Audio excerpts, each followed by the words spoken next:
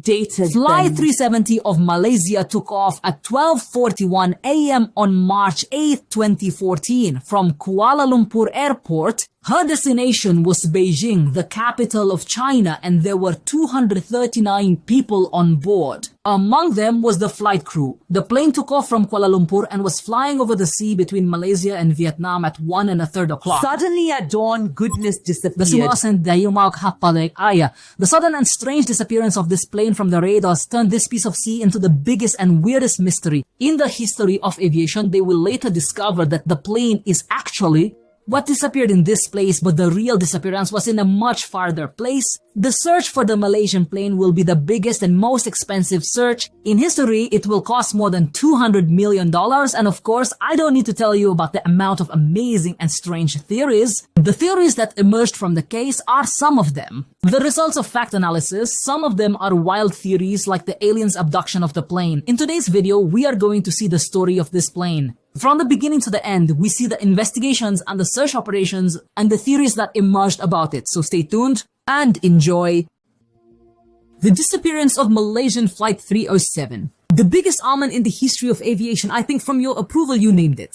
Have you heard about this plane and its story even briefly in the news? I mean, the story spread horribly. The scheduled flight for this plane was from the Malaysian capital Corona to the Chinese capital. The crew consisted of 12 people, 10 of whom were stewards and stewardesses. The remaining 2 were the pilot Zahari Ahmed Shah and the co-pilot Farouk Abdul Hamid. With 227 passengers, the Chinese passengers were the largest number, with 153 people. And this is normal, because the plane is traveling to China. As for the Malaysian wreckage, their number was... And the rest of the passengers of different nationalities, the flight was scheduled to take off on March 8, 2014. And indeed, the plane took off from Kuala Lumpur Airport.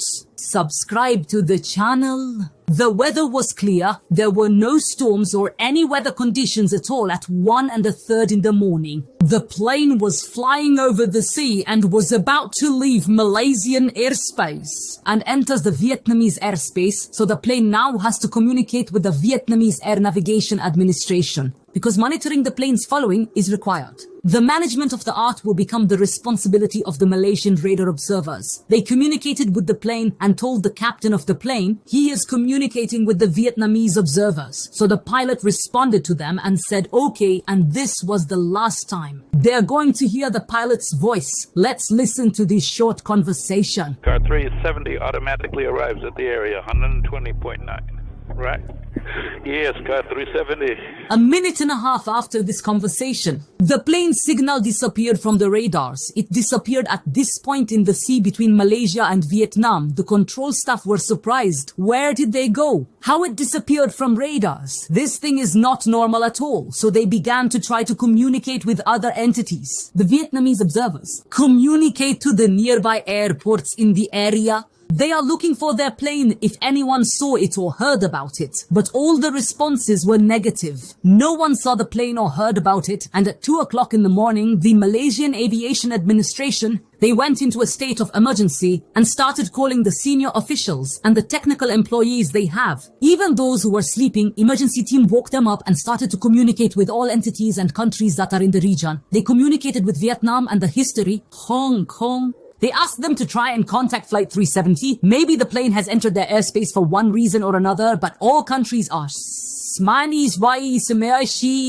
Their response was, they didn't get a response from the plane during the 2 hours afterwards. Literally, the emergency team was contacting every airport and every entity they could reach. They asked them about the goodness. The plane might have landed in a small or isolated airport, but the same thing. All responses were negative. It was 6:30. And this was the time when the plane was supposed to arrive in Lebanon. So when the plane didn't arrive, here the news began to spread about Malaysian plane 370. The news and television stations began to cover the event. And maybe some of you remember this day because there wasn't a news channel in the world that didn't cover it. Of course, the passengers' families were shocked by the news. Malaysians began to take over. They knew that the oil in the airplane, it is enough for 7 hours only, which means at 8:30 the fuel will end. So even if the plane did not land or fall somewhere, somewhere. So it's sure to fall within the next 2 hours when it's over. And they still have no idea where the plane might be. All they know is the last location it was showing on the radar. So they immediately sent a search team, aerial and naval, to this location. And the official search operation began, of course, as we said, most of the passengers. They were Chinese, so the situation of their families and relatives in China was tragic. The Chinese government gathered the relatives that night in one of the hotels near the headquarters because they were at the airport waiting for their families, and the rest of them at the airport could cause problems, so they moved them to the hotel. And, of course, the journalists were gathered around the hotel all the time, and directing their cameras at them, of course, the Chinese officials were fighting. They are calming relatives and journalists at the same time, saying they are working with the Malaysian government to help them with the banking operations. And they get the plane as soon as possible. The situation in the hotel was chaos in chaos, and maybe gathering relatives in one place. And not the best step in a case like this. Many of them even started to cry, scream, and try to express the feelings of oppression and sadness they feel. Subscribe to the channel. There's another thing left that makes a problem between the relatives of the key found. The missing and the officials, according to the relatives who were gathered in the hotel, they were calling their missing families' phones, those who were on the plane. And their phones were ringing, not giving them the phone closed or outside the plane. It was a ton, but no one was answering from the other side, and this thing was repeated with more than one person and more intelligences. It wasn't an individual case, and that's what made the relatives, they conclude from their lost relatives, didn't fall into the sea. They're just in a place with a network and know how their phones are trending, but when they went to the Chinese officials with this information and told them to follow the communications, the Chinese officials' response to them was that we do not have the technology. In order to follow international calls like these, the reaction of the relatives was violent, and they were angry if their family's phones rang. They might be present somewhere in the network and there might be a possibility to save them. If the officials act quickly and take the matter seriously, but then telecommunications companies, it reveals that this whole thing was just an illusion and the missing passengers' phones were ringing. Because international calls and communications may go through many switches and lines before they reach, so they may not connect. The phone rings a delusional ring, and after a few rings, it tells you that this person is trying to contact you. Unavailable or out of coverage, Franin, this was just a delusion. But you now try to convince the grieving relatives. Some of them still insist that their family's phones were working and were trending today. And the officials faltered in following it up. Of course, the search operations continued, but throughout that day, the search teams didn't find anything, and the following day came, which was March 9, 2014. And then they were just wandering around, unable to find any trace of the plane or its wreckage. Journalists were trying to extract any possible information from officials. But the officials' response has always been that the search and investigation are ongoing, and they are making the maximum possible effort. The puzzling thing in this matter is the sudden disappearance of the plane. Any modern plane, there are several means and devices in it to communicate with the outside world, so how all these means and devices suddenly disappeared? The first possible explanation is that the plane exploded or crashed suddenly. But if this happened, they would definitely get me. But if this happened, they would definitely find traces of the plane in the search operations. The wreckage of the plane won't disappear, and what could possibly blow up the plane or wreck it like this all at once? Anyway, there were no traces in the area they are searching. The area where the airplane signal is supposed to be. The only second explanation disappeared in it. And I am a person on the plane who has enough technical experience. Lock this remaining part. The plane's location is transmitted by two devices on the plane, and these devices will not turn off unless someone manually turns them off. But the question is, who turned off the devices? And why did he turn it off? The amazing surprise that will come after it on March 10th, 2014, which means 2 days after the plane disappeared, they will discover. In fact, there is no plane. The airplane signal disappeared in this place. Yes, it disappeared in this place. Air traffic controllers lost the signal at this location between Malaysia and Vietnam. These words are isolated from us, but new information has arrived. From the Malaysian military forces, long-range military radars located in military bases caught the plane's location, and these radars do not need to communicate with the plane's devices. To locate it, reflective waves are used to determine the locations of flying objects, and the surprise is that these radars tell the plane has returned in ruin towards the Malaysian lands, meaning after its signal disappeared from the air traffic control radars, the plane took a return path and flew over the Malaysian lands.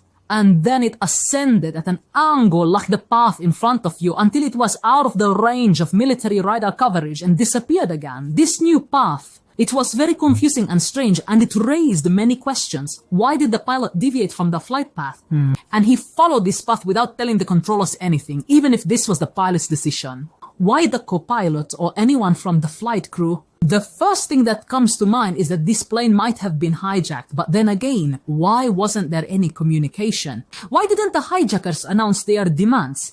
Here theories began to emerge because the subject is taboo.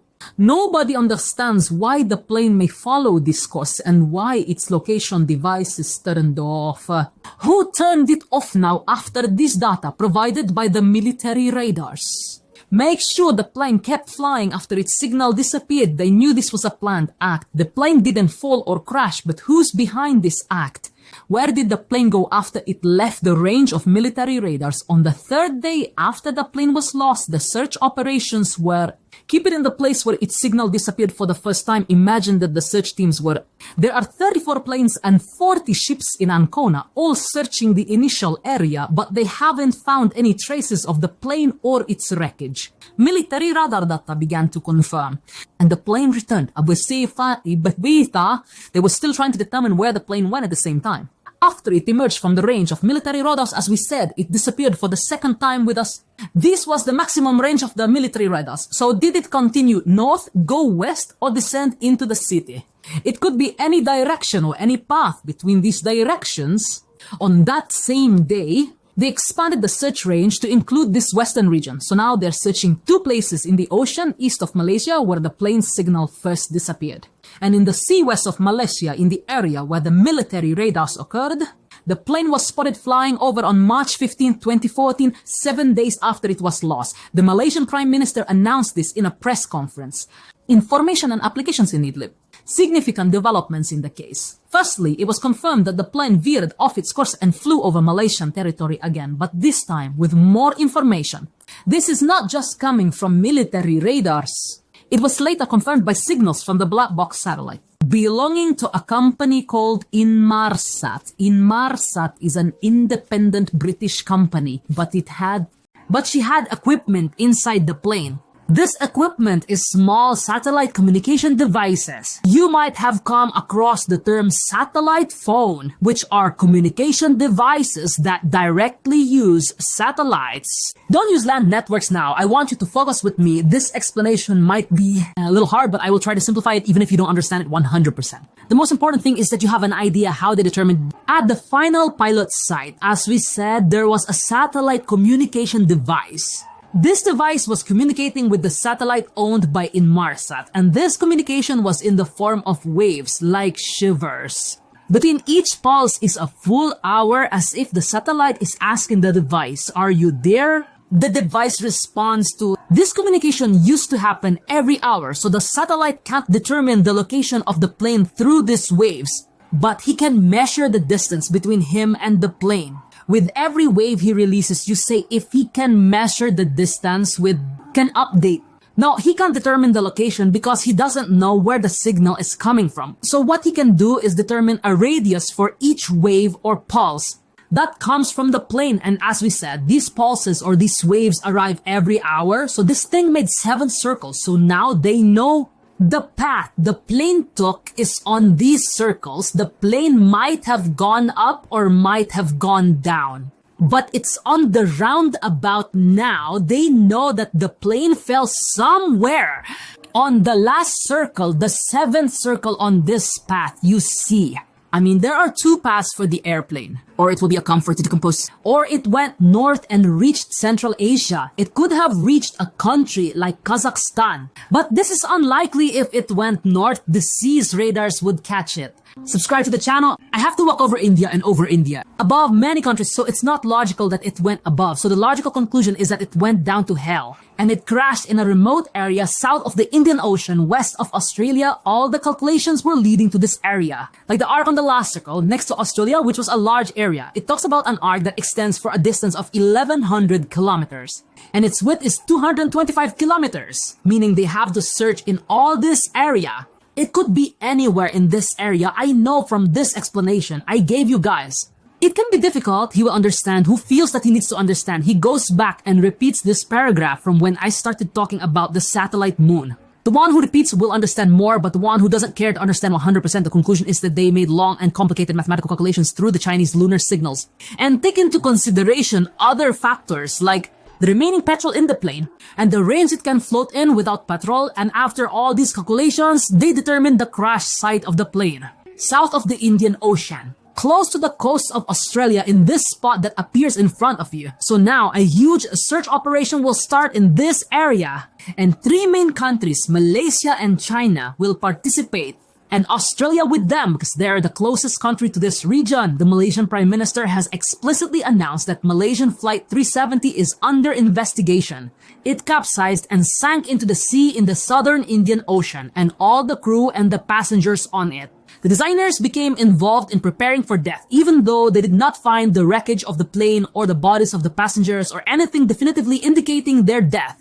But according to the mathematical calculations that confirm the last location of the plane in the southern Indian Ocean, assume that anyone was on board the plane, or he could survive in this place, completely isolated from any sign of life, especially now that a week has passed. Full on the accident. Of course, this announcement was met with a stern reaction from relatives and families, especially in China, where they accused the Malaysian authorities with lying and hiding facts. Even large demonstrations started.